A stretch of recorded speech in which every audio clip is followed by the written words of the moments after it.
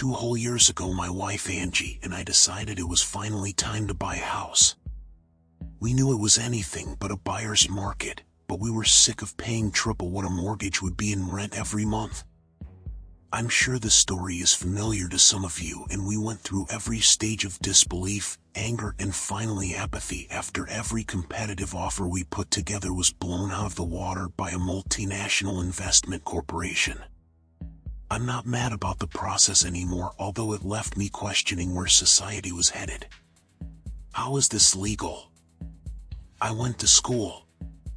I paid off the debt. I got a good job. I did everything right to still get priced out the fucking city I grew up in. Perhaps some anger remains. But after setting our sights on the city's less desirable neighborhoods, we finally got our home.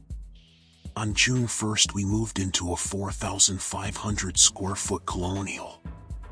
It had hardwood floors that were patinated like leather, and the frosted plaster trim gave the ceilings the look of a wedding cake. The basement was a different story. It wasn't just unfinished, it was a dank hole in the ground, and scribbled on the walls were strange spirals and crude faces. Kids. The realtor had said that she knew who drew the markings. Fixing up the basement would be quite the value builder. So, sure, the kitchen had composite counters, and the basement needed a sign above the entrance that read, "Abandon all hope ye who enter here," but we had a home. And a damn big one at that. The catch was that it was a stone's throw from the freeway, and that the area was known for its crime more than anything else. Angie said it was just a stepping stone. We'd bank a year's worth of mortgage, hope the housing market keeps rocketing, and move again in a year. There were some flaws in her plan, mainly money, but I didn't say anything. I figured we'd both adjust to like it there. The first few weeks went smoothly, and I and the wife got to unpacking and introducing ourselves to the neighbors. Maybe it was the threat of crime, and that there was comfort and purpose in knowing who you lived next to, but whatever it was, our neighbors were incredibly friendly.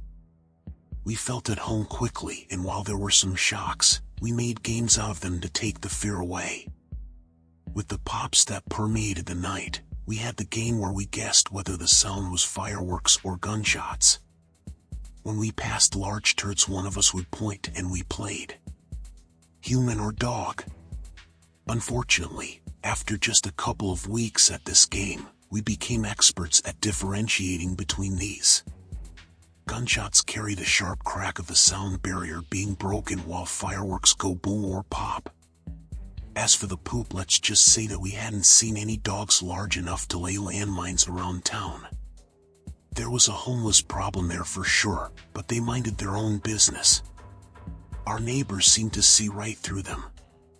They'd act as if they were ghosts. Like they weren't even there. Hell, everyone did. I'd smile and say hello in passing. The least I could do was treat them like human beings. One night after a movie, I was at the sink washing the popcorn bowl. The window above looks out to our backyard, which was heavily wooded for a city lot.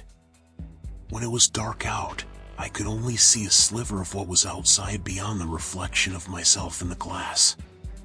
I frowned at the shadow of a tall, dark stump. I don't remember a tree there. I swayed on my feet to see past my reflection. In between the bushes, nearly out of sight, a man was standing still, staring back at me. My heart leaped, and I dropped the bowl where it crashed in the sink. "You okay in there, honey?" Angie shouted from the living room. "Yeah." I kept my eyes on the man and said nothing to Angie, not wanting to alarm her. "I'm gonna take the trash out." "Okay." I walked by the trash without touching it and opened the back door. "Hello?" Outside, the wind was blowing hard, and the branches of the buckthorn the man stood behind were waving wildly as if to warn me. "What do you want?" I stepped forward to try and show I wasn't scared, but it was the tepid step of prey, like I was better planting my weight to run. The man said nothing. I took another step forward, more confidently this time, but jumped when my movement activated the motion light. I composed myself and yelled, "This is private property. If you don't leave, I'm calling the police."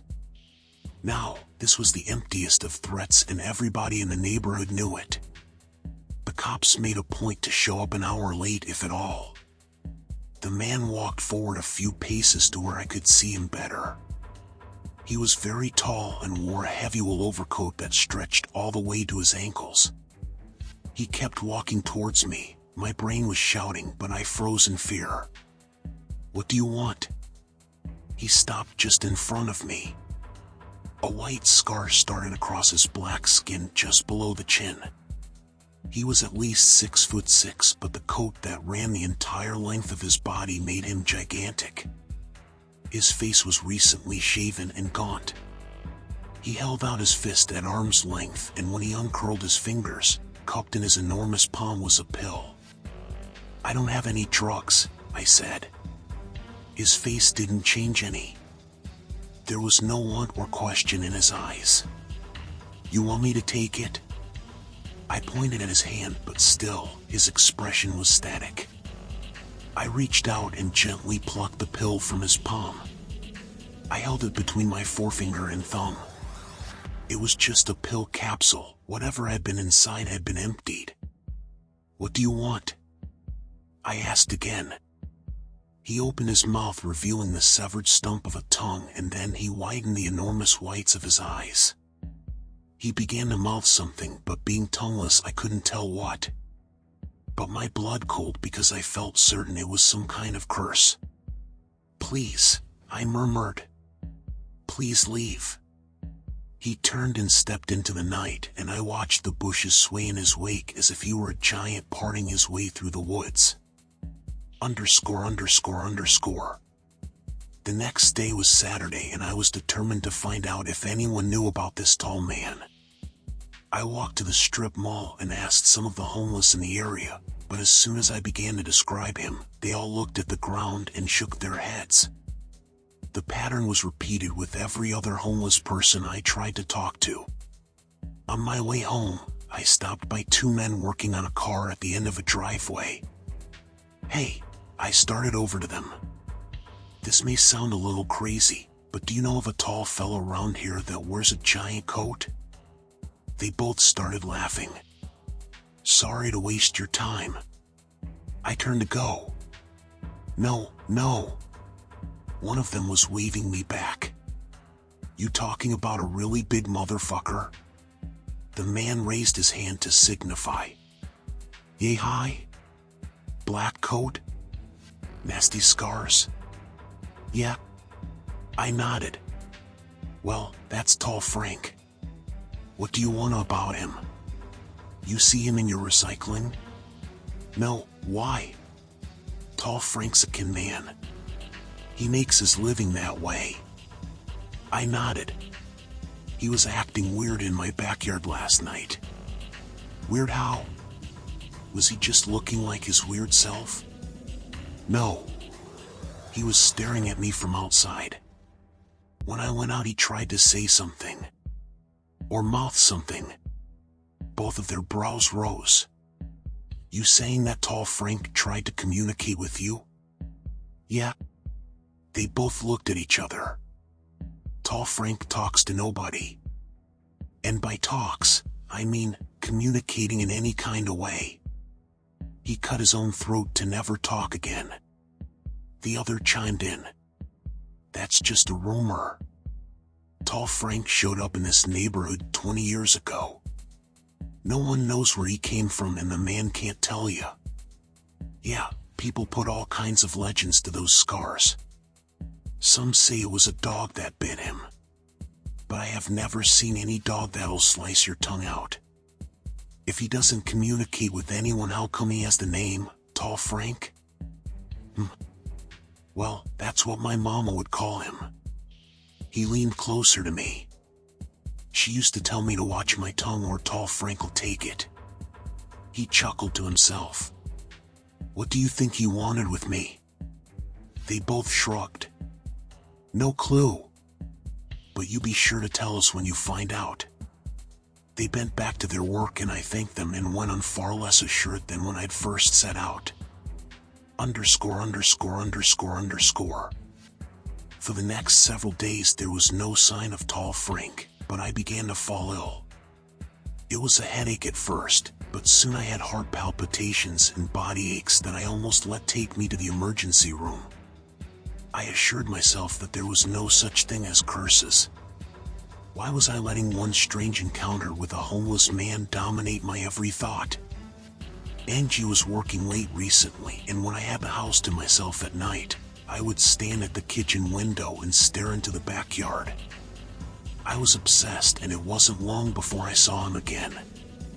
I was wrapped in a blanket filling the teapot at the sink when I saw him standing in the same place as before. I dropped the pot and ran to the back door. Hey! My head felt light, and I was in that same kind of drunken state where your fear hardly speaks to you. I scampered through the backyard over to him. What do you want with me? Tall Frank was staring at me. He gestured with his scarred neck for me to follow. I looked down at my bare feet, but he was already walking. Hey! Just leave us alone. I stepped cautiously after him. When I got past the bushes where I could see the alley, I saw him standing near the trash cans. I ran after him. I don't ever want to see you back here again. With our difference in size and a blanket wrapped around my shoulders, I'm sure I looked at him like some angry hobbit. He certainly didn't act intimidated, and I can't blame him. Tall Frank crossed the alley and sat on a crumbling retaining wall. He gently tapped the stone next to him for me to sit. I'm not fucking sitting. He reached into his breast pocket and paused before pulling out an envelope. Then he put the letter in his other hand and reached it again and pulled out another. What are those? He extended the envelopes to me, and his long arm nearly stretched the entire alley. I approached the letters cautiously, snatching them and stepping back. What are these? I muttered, already distracted. They had both been opened, and I took the papers out of one of the envelopes. It was a handwritten letter on college rolled paper. All the ink was smeared like it had been dunked in water, but I could still read it, albeit slowly. When I was done reading, I let my arm fall down to my side and stared at Tall Frank in disbelief. Angie had a lover. I looked at the other envelope and hardly had to read it to figure it out. The letter had read, Atlantic Life Insurance. A policy had been opened in my name for $250,000. I stumbled over to the retaining wall and sat. The pills. I thought about the empty capsule he'd shown me that I tossed aside. It was my emergency albuterol. It had to be. A quick WebMD search showed that an overdose started with symptoms of headaches and heart palpitations. Angie is trying to kill me? Suddenly I realized Tall Frank's arm was around me and he was patting my shoulder paternally. We sat there in silence for a long time. The things you can learn from people's recycling, I said. Tall Frank nodded and we watched the upstairs light turn on and my wife appeared in the window. She twisted something in her fingers and then tapped it into a mug. A minute later I heard the back door open. Honey, are you out here? Angie called. I made you some tea. I guess the homeless around her don't always want change. Sometimes they might want to save your life.